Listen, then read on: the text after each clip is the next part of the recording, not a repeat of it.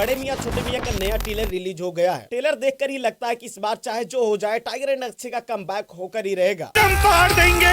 लेकिन हम बात करेंगे ट्रेलर के कुछ ऐसे हिडन डिटेल के बारे में जो आपके दिमाग में चल रहा होगा, जैसे कि पृथ्वीराज सुकुमार सोनाक्षी सिन्हा को अपने लैब में कैद करके क्यों रखता है, वह भी जिंदा लाश की तरह, जैसे कि क्रिस में रोहित मेहरा को रखा गया था। एक चीज आपको और बता दूं कि पृथ्वीराज ने पूरे ट्रेलर में मास्क पहना है। एक जगह बिना मास्क के दिखाया जाता है, लेकिन वो भी बैक साइड से। मतलब पूरे मूवी में लगभग पृथ्वीराज मास्क में रहने वाले हैं। इसलिए शुरुआत में ही उनका एक डायलॉग है, सबसे खतरनाक दुश्मन वो होता है जिसके अंदर मौत का डर ही ना हो। एक ऐसा दुश्मन जिसका ना नाम हो, ना पहचान हो, ना ही चेहरा, सिर्फ एक ही लक्ष्य हो, बदला।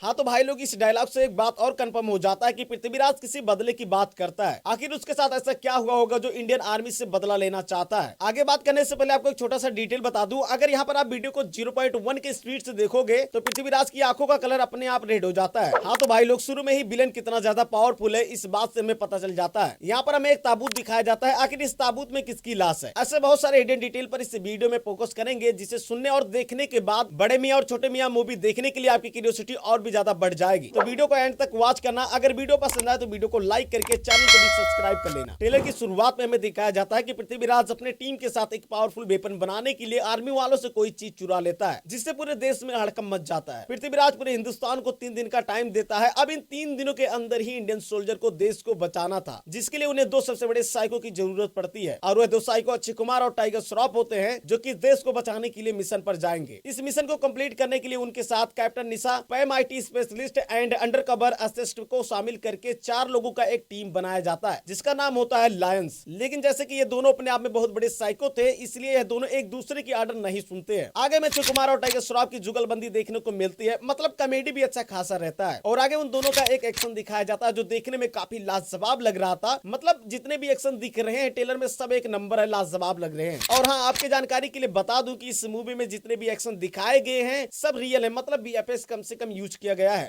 वहीं पर अब अगर कुछ हिडन डिटेल के बारे में बात करें तो आप अगर ध्यान से देखोगे तो इसके लेफ्ट वाले आंखों के नीचे कुछ जला हुआ दिख रहा है। मतलब इसके मास्क लगाने के पीछे 2 कारण हो सकते हैं, या तो इसका चेहरा किसी वजह से जल गया हो, या फिर पुलिस वालों के डर से अपना चेहरा छुपा रहा हो। लेकिन वहीं पर अगर आप यह सीन देखोगे तो पृथ्वीराज आर्मी वालों के लीड में खड़ा है और उसके सामने बहुत सारे आर्मी के बड़े बड़े ऑफिसर बैठे हैं। तो यह भी हो सकता है कि पृथ्वीराज पहले आर्मी में था और उसके साथ कुछ हादसा हो जाता है, जिसकी वजह से यह सभी आर्मी वालों को गलत समझता है और इसी वजह से वो पूरे हिंदुस्तान को मारना चाहता है।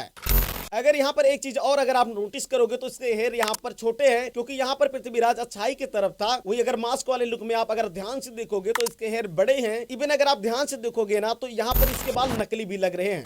यहाँ अगर इनके मास्क में आप नोटिस करोगे तो इनके मास्क सेम है, लेकिन डिजाइन सिर्फ अलग है। अच्छा, मास्क में W जैसा कुछ लिखा है, इसका क्या मतलब हो सकता है? अच्छा, एक चीज और, यहाँ पर पृथ्वीराज के जितने भी आदमी हैं उन सभी में इन तीनों ने ही सिर्फ मास्क लगाया है और उनके हाथ में कोई वेपन भी नहीं है। हो सकता है कि इनके पास कोई सुपर पावर हो, क्योंकि अगर आप पृथ्वीराज के लैब में ध्यान से देखोगे तो यहाँ पर 4 एक्सपेरिमेंट बॉक्स दिखता है। मतलब आप समझ रहे हो ना, कहीं ऐसा तो नहीं पृथ्वीराज चिट्टी की तरह सुपर पावर वाली टीम बनाने की कोशिश कर रहा था, जिसमें से 3 लोग उसके साथ हमेशा रहते हैं बिना किसी वेपन के। यहाँ पर अगर आप ध्यान से देखोगे तो अक्षय कुमार और टाइगर श्रॉफ जब पृथ्वीराज के लैब में जाते हैं तब वहां पर सोनाक्षी सिन्हा दिखाई देती है, जिसे देखकर ही पता चलता है कि उसे एक जिंदा लाश की तरह रखा गया है। अगर आप ध्यान से देखोगे तो उसके पीछे एक मशीन भी चल रहा है। कहीं ऐसा तो नहीं इसके DNA में कोई पावर हो और पृथ्वीराज जिस पावर को अपने अंदर एक्टिव करना चाहता है सोनाक्षी सिन्हा के DNA में यह हो भी सकता है या नहीं हो सकता है, यह सिर्फ मेरी थ्योरी है। पूरे ट्रेलर में सबसे तगड़ा अगर कोई सीन लगा है तो यह सीन है जिसमें पृथ्वीराज के पूरे शरीर में बिजली दौड़ रहा था, जो थ्योर की याद दिला देता है। जब यहाँ पर पूरी आर्मी वाले बहुत सारे मिसाइल को पृथ्वीराज के लैब की तरफ चला देते हैं तो यहाँ पर एक सुरक्षा कवच उसे रोक लेता है। मतलब इतने सारे मिसाइल को एक सुरक्षा कवच रोक लेता है। इस बात से यह साफ हो जाता है कि पृथ्वीराज इसमें बहुत ही ज्यादा पावरफुल विलन का किरदार निभा रहे हैं। लेकिन इस मूवी में सबसे बड़ा ट्विस्ट यहाँ पर आता है जब अक्षय कुमार और टाइगर श्रॉफ आपस में लड़ने लगते हैं। आखिर ये दोनों आपस में फाइट क्यों करते हैं? लेकिन अगर आप अक्षय कुमार को यहाँ पर ध्यान से नोटिस करोगे तो उसका जो देखने का तरीका है और उसका जो लुक्स है एकदम अलग दिखने लगता है। वहीं पर टाइगर श्रॉफ को देखकर लगता है कि अक्षय कुमार को कहीं जाने से रोक रहा है। मतलब कहीं ऐसा तो नहीं कि अक्षय कुमार ने ही पृथ्वीराज के साथ कुछ गलत किया हो, जो पृथ्वीराज शुरू से ही बोल रहा था। इन दोनों के बारे में आपको क्या लगता है? अपनी अपनी थ्योरी कमेंट में बताना और वीडियो को लाइक करके चैनल को सब्सक्राइब कर लेना। फिर मिलते हैं नेक्स्ट वीडियो में, तब तक के लिए बाय बाय।